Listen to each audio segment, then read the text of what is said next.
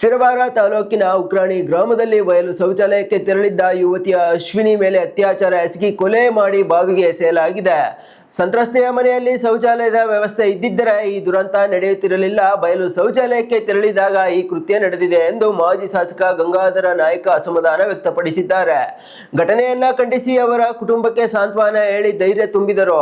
ಜಿಲ್ಲೆಯಲ್ಲಿ ಪದೇ ಪದೇ ಇಂತಹ ಘಟನೆಗಳು ನಡೆಯುತ್ತಿದ್ದು, ಸರ್ಕಾರ ಕೂಡಲೇ ಸಂತ್ರಸ್ತ ಕುಟುಂಬಕ್ಕೆ ಸೂಕ್ತ ರಕ್ಷಣೆ ಪರಿಹಾರ ಒದಗಿಸಬೇಕು ಹಾಗೂ ಆರೋಪಿಗಳಿಗೆ ಕಠಿಣ ಶಿಕ್ಷೆ ನೀಡಬೇಕು ಎಂದು ಆಗ್ರಹಿಸಿದ್ದಾರೆ.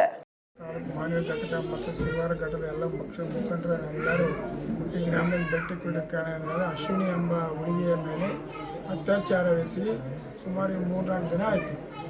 ಅದು ನಮ್ಮ ಸುದ್ದಿ ತಿಳ್ಕೊಂಡು ಬರಬೇಕಾಯ್ತು, ಲೇಟ್ ಆಯಿತು. ಆದರೂ ಕೂಡ ಬಂದು ವಿಚಾರ ಮಾಡೋಕ್ಕಂತ ಬಂದಿದ್ದು ಒಂದು ಅಮಾನುಷ್ಯವಾದಂಥ ಕೃತ್ಯ. ಈ ಕೃತ್ಯ ಜರಗಬಾರ್ದು.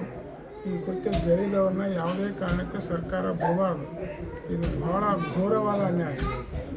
ಅತ್ಯಾಚಾರ ಮಾಡೋದಲ್ಲದೆ ಆಕೆಯನ್ನು ಕತ್ತು ಇಸಿಗಿ ಮತ್ತು ಆಕೆಯನ್ನು ಬಾವಿಗೆ ಕೊಲ್ಲೋದಂದರೆ ಇದು ಲಾಂಗ್ ಇಂಟಿಮೇಷನ್. ಇದು ಲಾಂಗ್ ಇದು ಏನಪ್ಪ ಅಂತಂದರೆ ಡೀಪ್ ಕ್ರೈಮ್ ಇರೋದ್ರಿಂದ ಇವರು ಕೂಡಲೇ ಬಂಧಿಸಿರ್ಬೋದು. ಆಗಲೇ ಇವರಿಗೆ ಜೀವಾವಧಿ ಶಿಕ್ಷೆ ಆಗೋ ಥರ ಬಿಡಬಾರ್ದು. ಇಂಥವು ಏನಪ್ಪ ಅಂದರೆ ಇಂಥವು ಮುಂದೆ ಕೂಡ ಇಂಥವು ಕೂಡ ಘಟನೆಗಳು ನಡೀಬೋದು. ಸುತ್ತಮುತ್ತ ಗ್ರಾಮಗಳಲ್ಲಿ ಏನಪ್ಪ ಇವರ ಇಂಥ ಘಟನೆ ಆಯಿತು, ಯಾರು ಏನು ಮಾಡಿದ್ದಾನೆ ಅನ್ನೋಂಥ ಭಾವನೆಗಳು ಈ ಕ್ರಿಮಿನಲ್ಸ್ಗೆ ಬರಬಾರ್ದು. ಅಂದರೆ ಸರ್ಕಾರ ಮುನ್ನೆಚ್ಚರಿಕೆ ವಹಿಸಿ ಅವನ ಕೂಡಲೇ ಅವರಿಗೆ ಗಲ್ಲು ಶಿಕ್ಷೆ ಮಾಡ್ತಕ್ಕಂಥ ವ್ಯವಸ್ಥೆಯನ್ನು ಸರ್ಕಾರ ಮಾಡಬೇಕು. ಮತ್ತೀಗ ಪೊಲೀಸರು ಕೂಡ ಜಿಲ್ಲಾಧಿಕಾರಿಗಳು ಇದು ಹಳ್ಳಿ ಊರುಗಳ ಬಗ್ಗೆ ಸ್ವಲ್ಪ ಕ್ರಮ ವಹಿಸಬೇಕು.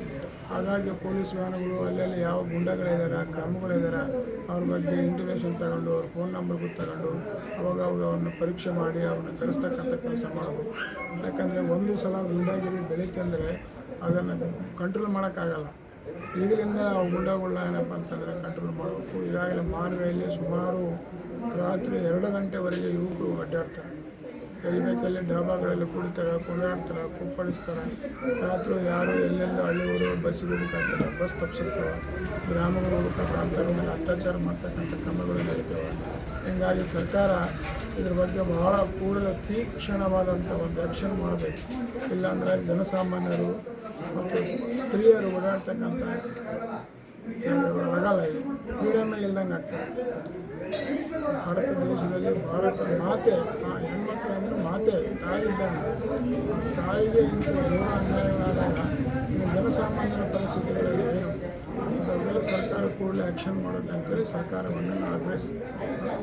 ಅಲ್ಲ ಸರ್, ಏನಂತಂದರೆ ಈಗ ದೇಶದಲ್ಲಿ ಈ ರೀತಿ ಅಮಾನವೀಯ ಘಟನೆ ನಡೀತಾ ಇದೆ ಮಹಿಳೆಯರ ಮೇಲೆ.